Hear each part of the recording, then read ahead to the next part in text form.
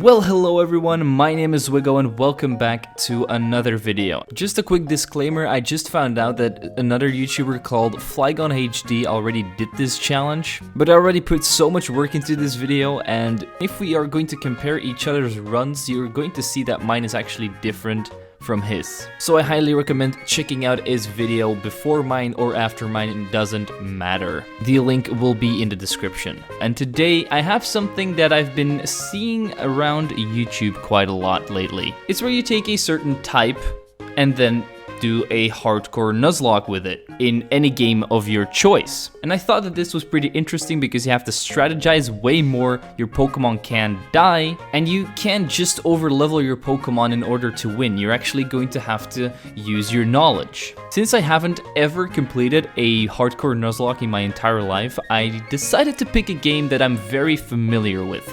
My favorite game also, Pokemon Emerald. I don't have to look anything up about this game because I already know everything, so for me this will be an amazing game to start off the Hardcore Nuzlocke in. Now the only other thing I'm going to have to do is pick a typing, and I decided to go with something that isn't that easy.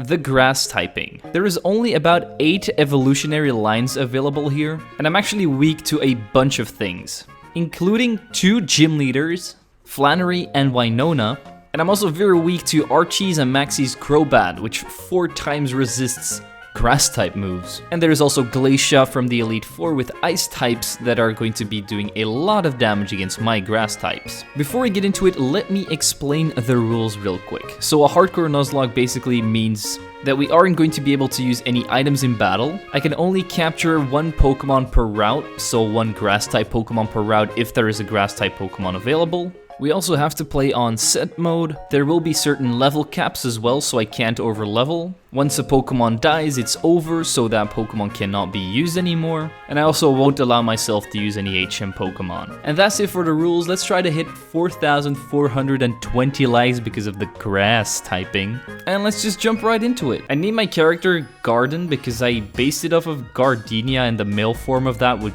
literally just be Garden. As my starter, I am of course going to be picking Trico, and he manages to easily destroy this Zigzagoon. Since my first video that I ever made was a Trico run, I decided to name it after the Trico in that run, Genko. And then I decided to take on Maze Torchic, and I am level 5, it's level 5. This is going to come down to a little bit of RNG, but I did use a Leer on it and then pounded it to death. But this was already a pretty close battle. After beating up May, we get ourselves some Pokeballs and go ahead and capture our first encounter, Lotad, at Route 102, and Lotad will be one of the most important team members that I have to keep alive, because his water typing is going to be crucial to take down fire types. I name him Sombrero for obvious reasons, and then make my way to Petalburg Woods to capture a Shroomish, which when it evolves is going to become part fighting type, also very useful.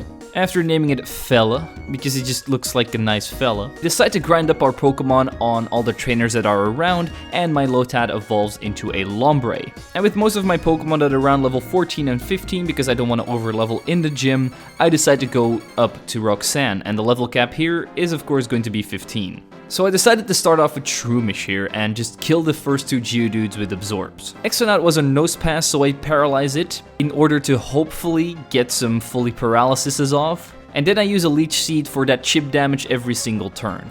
And also some HP recovery. Then I just spammed Absorb with my Shroomish, and this Nose Pass got stuck in paralysis an awful lot of the time. But even if it would be able to hit a lot of Rock Tombs, I would have more than enough HP recovery with Leech Seed and Absorb, so my Shroomish easily comes out as the victor here. Now that's the easiest gym badge out of the way. And my Shroomish also learned a very nice move in Mega Drain here, which is just a better Absorb. I then go to the Devon Corporation to get my Pokenav, and then headed on over to Mr. Briny's house. He brought me to Brawly's gym, and I know I could have gotten an Oddish already, but I decided to just go with these 3 Pokemon, since they should be more than enough to take them down.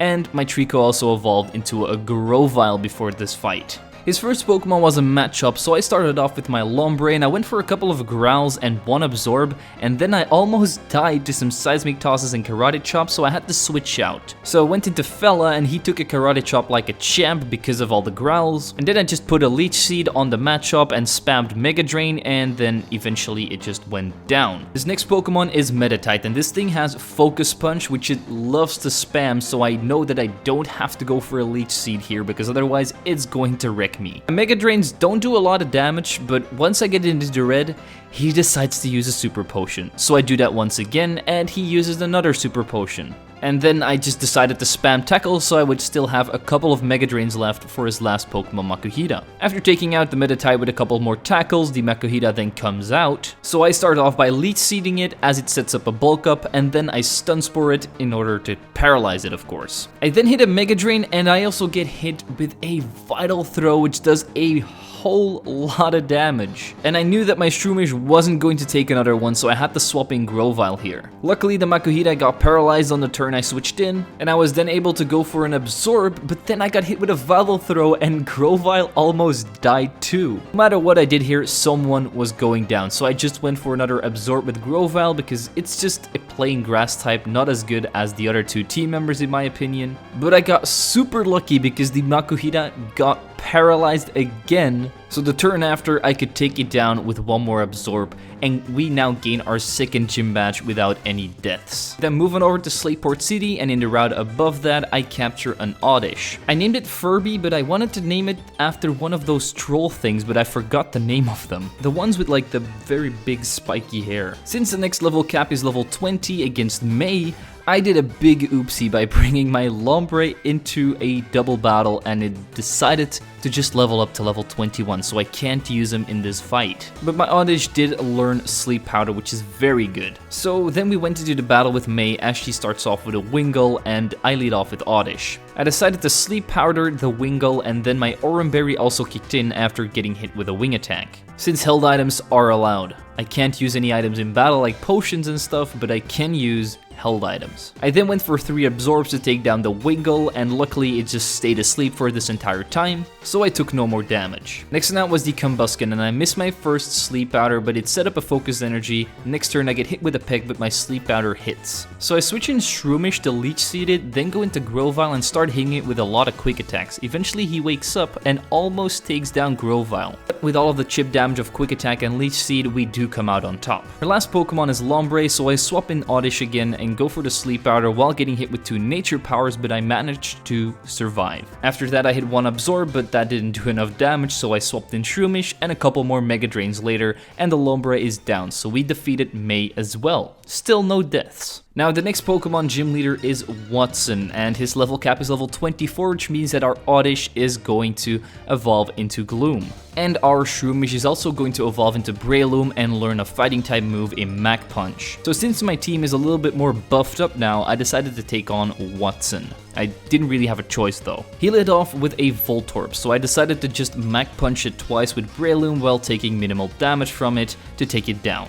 Electrike also barely took any effort to take down, just 3 Mach Punches after he used the Super Potion, but our Breloom did get paralyzed because of his static ability. Magneton is up next, so I hit 2 more Mach Punches to take that thing down as well, since it's super effective. We do level up to level 25 now, so I can't use Breloom in this battle anymore, so I have to swap it out. I then put the Manectric to sleep by going into Gloom and going for Sleep Powder, then I swap in Grovyle, hit 2 Screeches to lower its defense by 4 stages. I also hit a critical hit Quick Attack, then he uses a potion, I hit 1 more Quick Attack, but then I get hit with a Quick Attack, and my Grovyle isn't looking too great, so I decided to go into Lombre. To hit it with a Fake Out, which barely doesn't take it down, he then uses another potion, but 2 more Nature Powers win me the battle. Once again, without losing any Pokemon. Now this next part is pretty stupid because I beat Maxie and also captured myself a Nuzleaf down at the route before Meteor Falls, but my footage got corrupted. But I promise you that I lost nobody in the Maxie fight. He wasn't even that hard to beat anyway. But that does mean that we now have 5 grass type Pokemons to go up against 4 fire types from Flannery at level 29, because her Torkoal is level 29. So let's see how many people we're going to lose in this battle. She starts off with a Numel, and I decide to lead with Grovyle and go for the Leaf Blade and easily take that thing down. The next Pokemon was Camerupt, who was going to go for an Overheat 100% of the time, so I went into Sombrero. Sadly enough, at this point in the game, there are no Water-type TMs available, and Sombrero still doesn't have a Water-type move. But he does take this Overheat pretty well, since the Ludicolo line is pretty specially defensive. I then went back into Grovyle because with this -2 in special attack, I could probably take an Overheat here, and that's exactly what I do, and I hit a Leaf Blade as well. Since he lowered his special attack again, I thought that I was able to take another one, but he missed his next Overheat. So I can hit another Leaf Blade, taking out the Camerupt. The next Pokemon on the list was another Slugma, so I swapped in Lombre again. He was able to take this Overheat very well again, and then hit a Fake Out and a couple of Nature Powers, but the Slugma survived and she used a Hyper Potion.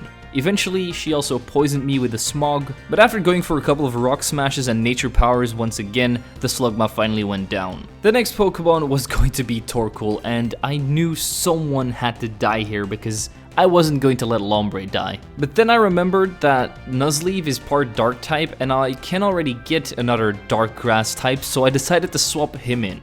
The Torkoal went for a Body Slam because he wanted to take out Lombre, so Nuzleaf can take this one. Then I go for a Fake Out to do some chip damage and go for the Torment so that the Torkoal can't use Overheat 2 times in a row.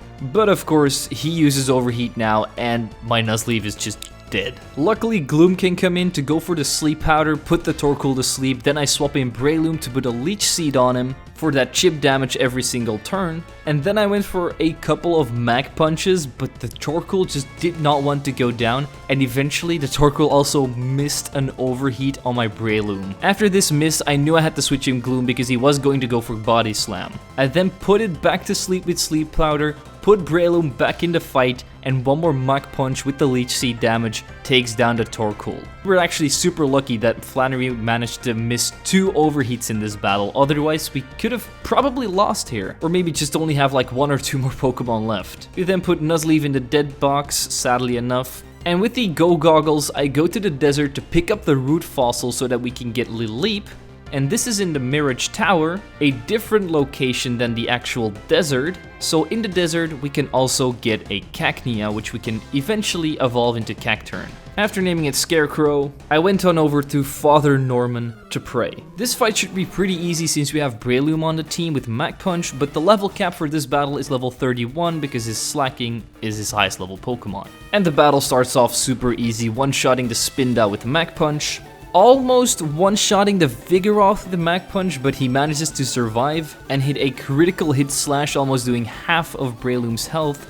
Then he uses a Hyper Potion, and 2 more Mach Punches take down Vigoroth. Linoone has a lower defense stat than Vigoroth, so we take that down with a single Mach Punch as well. And last up is Slacking. This thing can hit like a truck, so I decided to swap in Gloom, and he went for Counter, which is very good for us. I then hit a Sleep Powder and go into Breloom, but he immediately wakes up and goes for a Yawn. So I just swap in Gloom again and go for the Sleep Powder once more. Breloom has to come in once again and hit the Leech Seed to go for the chip damage every single turn. And then I'm able to hit a Mach Punch and I get hit with a Facade. If he would have gone for Counter here, he would have taken me out, but luckily my Breloom managed to survive. I go for another Mach Punch and then he uses a Hyper Potion, which means that I can freely go for 2 more Mach Punches combined with the Leech Seed damage. This takes out the Slacking and gives us our 5th Gym Badge. Still only 1 death. I'm pretty proud of myself actually. Now we finally get the Surf HM, so Lombre is finally going to be useful. After giving him the best water type move he can get right now, we traveled to the Weather Institute. Over there, my Cacnea killed a Piranha and evolved into a Cacturn. After this, I decided to go into the tall grass and look for my next team member, a flying grass type in Tropius. He is pretty bulky, so he's going to be very useful to take hits, but to be honest, his moveset isn't the best. After capturing her, I decide to name it Banana Man, even though it's a girl. I really need to stop doing this. And I also get the Mystic Water from the cast form, which I give to Lombre. And for the people wondering, my Gloom is also holding the Quick Claw, which you get in Rustboro City. Before we take on Winona, we have another May battle, and it starts off with Tropius versus Pelipper. I come out on top by just Razor Leafing it, and then eventually finishing it off with Stomp. Her Combuskin is up next. So I just go into Lombre and decide to kill it with Surf. Finally, it's Lombre versus Lombre, and somehow I just misclicked twice by going for Fake Out, but even with those two misclicks, we still come out on top by using a couple of nature powers. And if Lombre had almost died, we would have just swapped in someone else, so this was a pretty easy battle. And I also picked up the Leaf Stone on this route so that we could evolve our Gloom into a Vileplume. And I also went all the way back to the abandoned ship to pick up the TM for Ice Beam, which is going to be very crucial to take down Winona. Otherwise, we might not even be able to do it. Since Lombre is the only Pokemon on our team that can learn it, I teach it to him. And the level cap for this battle was level 33. Our battle starts off with Swablu versus Cacturn, and of course, I'm coming out on top here with two Feint attacks. Next on out is Pelipper, and the easiest way to take this thing down is to just swap in Grovyle and Leaf Blade it twice to take it down.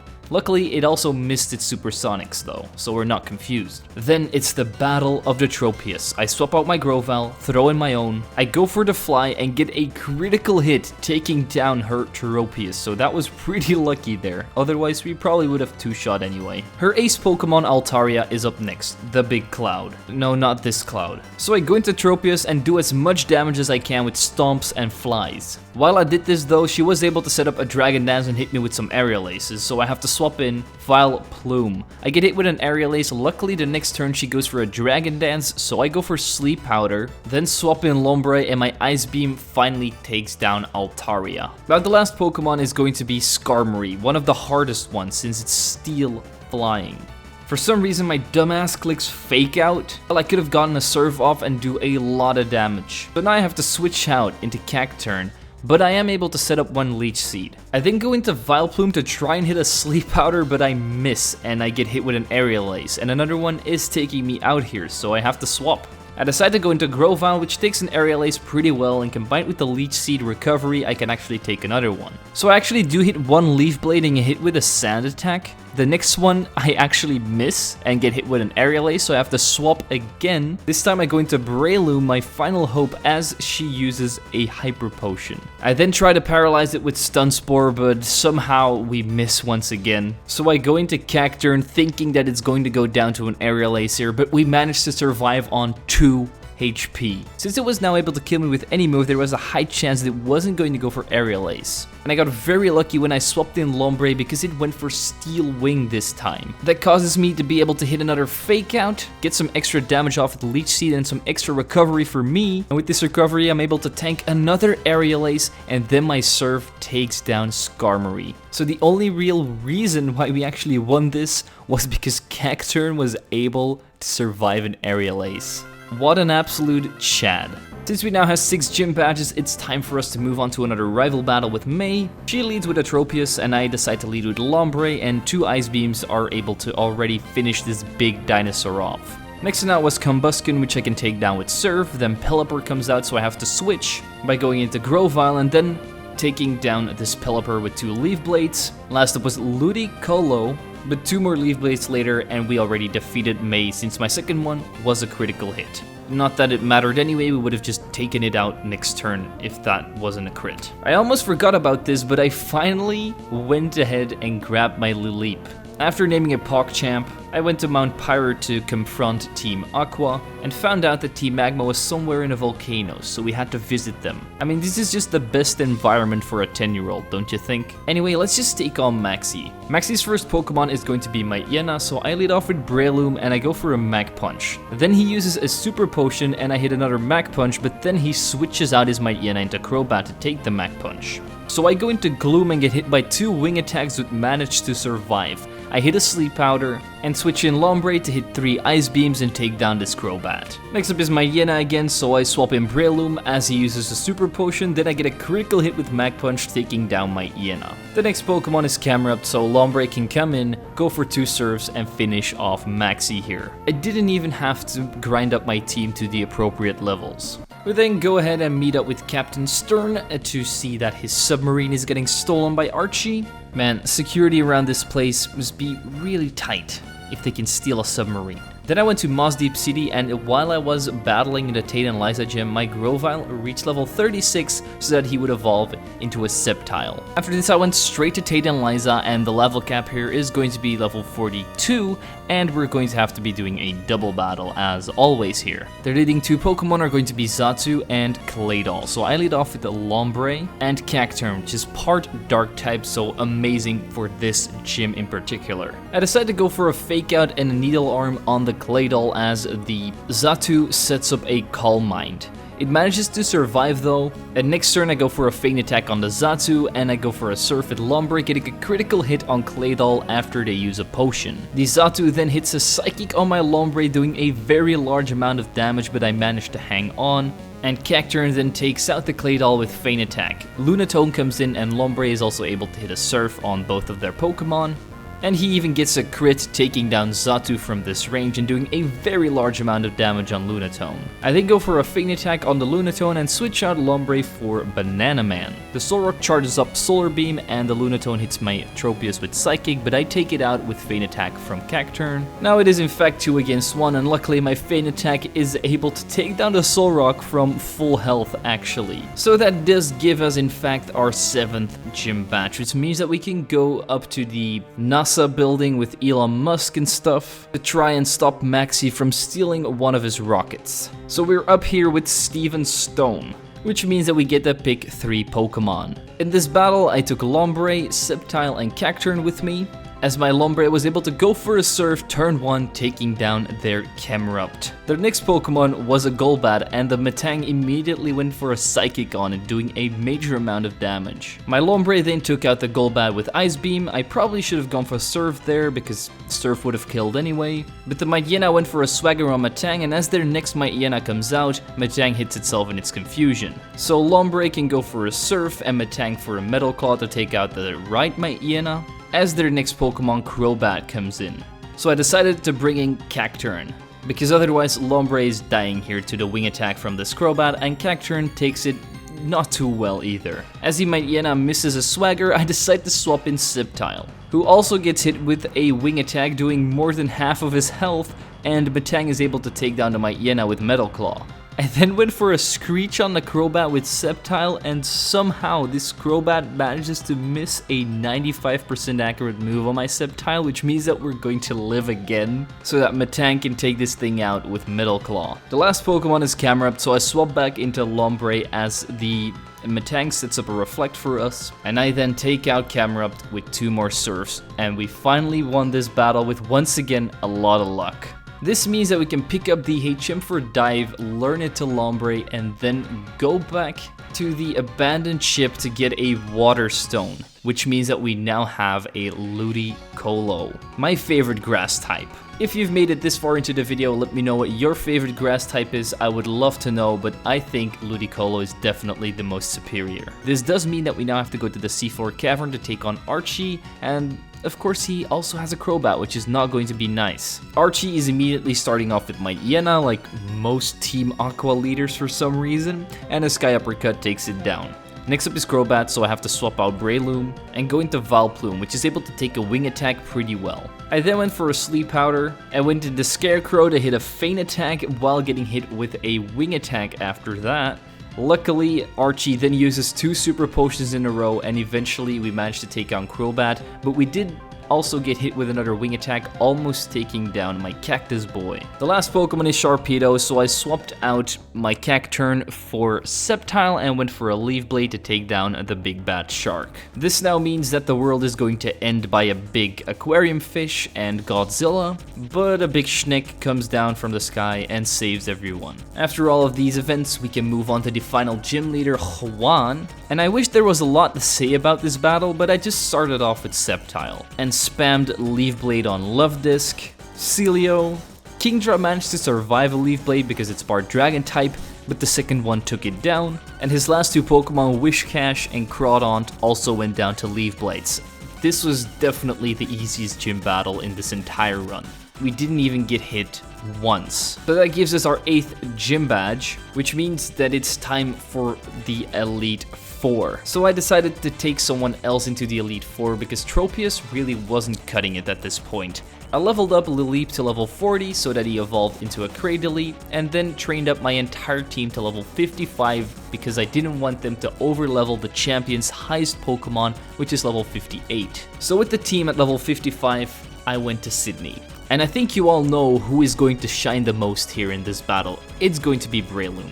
We Sky Uppercut Maiyana, taking it down. Within Sky Uppercut, Absol, Shiftry, Crawdaunt, and Cacturne as well, and that wasn't even a fight. That was literally not even a fight, but maybe the second Elite Four member will give us more of a challenge. Let's move on over to Phoebe. Her leading Pokemon is Dusclops, and I'm going to lead off with Cacturne here. I go for a Feint Attack and one-shot Dusclops, but then her second Dusclops comes out, which is able to survive one and hit me with an Ice Beam, which doesn't really do that much since it's not Stab, so my second Feint Attack takes it down. The first of her two Bannettes also gets one-shot by Feint Attack. As for Sableye, I just stayed in and went for a Feint Attack, managed to get a critical hit in one shot, and the last Banette goes down the same way as the first one with a Feint Attack as well.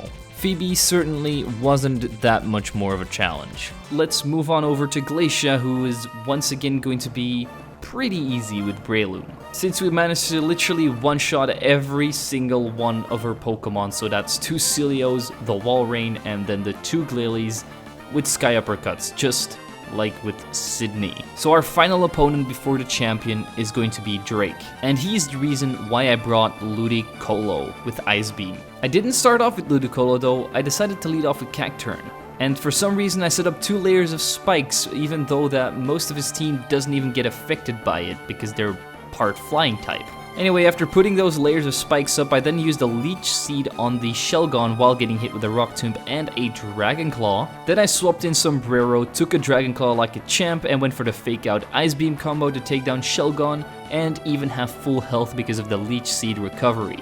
Altaria then got one shot by Ice Beam. Next Pokemon on the list will be Kingdra. And for this thing, I decided to swap in Sceptile so that Ludicolo doesn't take too much damage so that he can take on Salamence and Flygon later. I immediately get paralyzed by a Body Slam. The next turn I get fully paralyzed as the Kingdra sets up a Dragon Dance. The turn after, I hit a Leaf Blade and the Kingdra sets up another Dragon Dance. This thing is becoming very scary. Luckily, our Sceptile can tank a Body Slam pretty well, and another Leaf Blade takes this Kingdra down. So his next Pokemon is Flygon, and I go into Cradily in order to confuse it with Confuse Ray. Then swap in Ludicolo, but sadly enough, the Flygon did not get hit in its confusion, and I actually got hit by 2 Earthquakes. Luckily, my Ludicolo's Ice Beam hits and takes down Flygon from full health. Last up is Salamence, and this thing goes for Rock Slide. Luckily doesn't get the flinch. I survive and take it down with Ice Beam. So with the Elite Four defeated, that does mean that we now can go up to Wallace. And since he mostly runs water types, this should be as easy as Juan, right? Well, actually, not really, because most of his water types are bulky and can actually survive a hit compared to Juan. But not his first Pokemon, Wailord. That thing just goes down to my Sceptile's Leaf Blade. His Milotic, on the other hand, is able to tank a Leaf Blade very well because of its high special defense. After that, he also uses a Citrus Berry. It did go for Toxic and missed, which was pretty lucky on my part, as I hit another Leaf Blade next turn, and then it goes for Recover, but it doesn't recover enough health to not go down next turn. After the beautiful snake gets taken down, he goes into Tentacruel, so I swap in Cradily with Earthquake.